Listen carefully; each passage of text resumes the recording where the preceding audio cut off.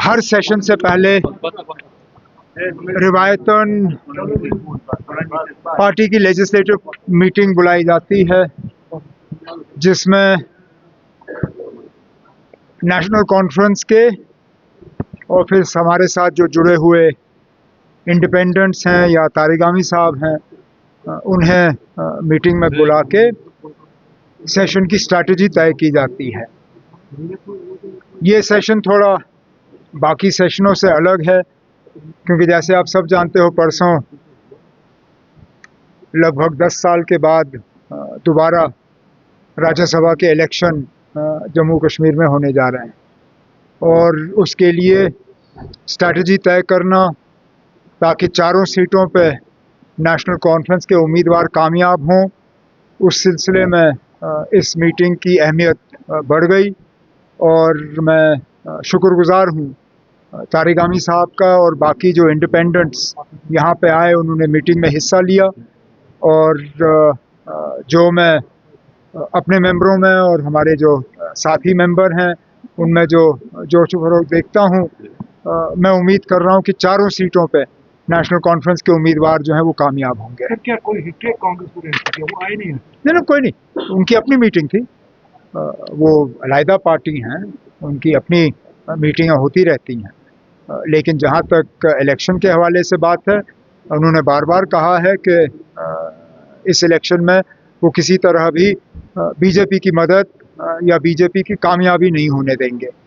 तो उनको अपनी मीटिंग करने दीजिए, इसमें किसी को एतराज़ नहीं होना चाहिए। साहब ने जिस तरीके से बताया, we have to wait for the green signal of high command। फिर उनका अपना सिलसिला, उनका अपना तरीका होता है। उनकी पार्टी और हमारी पार्टी में इतना तो फ़र्क है कि उनकी जो यहाँ पे लीडरशिप है, उनको अपने हाई कमांड के सिग्नल का इंतज़ार करना होता है। हम अपने फैसले यहीं करते हैं, लेकिन ये कोई नई बात नहीं है, ना इससे किसी को कोई परेशानी होनी चाहिए। उनका हाई कमांड का भी सिग्नल तो ऐसा नहीं होगा जिससे कि बीजेपी को फ़ायदा हो। लेकिन जिस तरह नगरोटा की सीट के लिए भी, हालांकि वो लड़ने के लिए तैयार थे लोकल लेवल पे, लेकिन हाई कमांड के सिग्नल का इंतज़ार कर रहे थे। हाई कमांड ने वो सीट नेशनल कॉन्फ्रेंस के लिए छोड़ी और हमने अपना उम्मीदवार जो है मैदान में उतार दिया।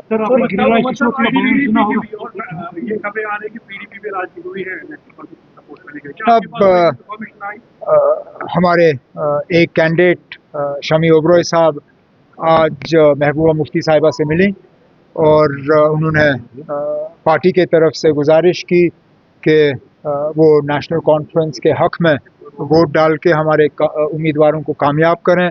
इससे पहले हमारे सदर जनाब फारूक अब्दुल्ला साहब ने खुद महबूबा मुफ्ती साहिबा से फ़ोन पे बात की, और उसके बाद हालांकि पीडीपी का कोई ऐलान तो हुआ नहीं है, लेकिन उन्होंने डॉक्टर साहब को भी और शमी ओबरॉय साहब को यकीन दिलाया कि वो अपने साथियों के साथ मशवरा करके एक सही फैसला लेंगे। सर, आपने गिरिराज किशोर का बयान सुना होगा?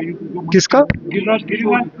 वो कौन है? उसने बोला कि बिहार में जो मुसलमान है वो नमक हराम है, वो हमें उनका वोट। ये कौन है? गिरिराज सिंह किशोर सर। ये कौन है? यूनियन मिनिस्टर है सर। अफसोस की बात है ना, अगर कोई यूनियन मिनिस्टर इस तरह की बात करे, लेकिन इलेक्शनों में इन लोगों की आदत है ना, क्योंकि इनके पास काम कुछ दिखाने के लिए है नहीं, ज़मीनी सतह पे उनकी पोजीशन थोड़ी खस्ता है, तो ये फिर मजहबी फसाद जो है वो पैदा करते हैं।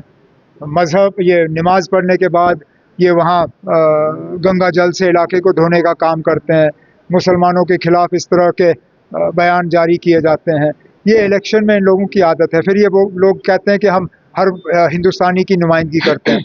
अगर हर हिंदुस्तानी की नुमाइंदगी हो रही है तो वज़ीर आज़म साहब को इन बयानों को देख के इन मिनिस्टरों के खिलाफ कार्रवाई करनी चाहिए, नहीं तो फिर क्या सिग्नल जा रहा है? उमर साहब, लीडर ऑफ अपोजिशन ने कल बडगाम में तकरीर करते हुए आवाम से कहा कि हम बीजेपी क्या हम नेशनल कॉन्फ्रेंस के साथ सरकार बनाएंगे, क्योंकि वो हमारे पास ऑफर है कि हम जो है एक्सेप्ट ही नहीं कर रहे हैं। कौन सा ऑफर आया?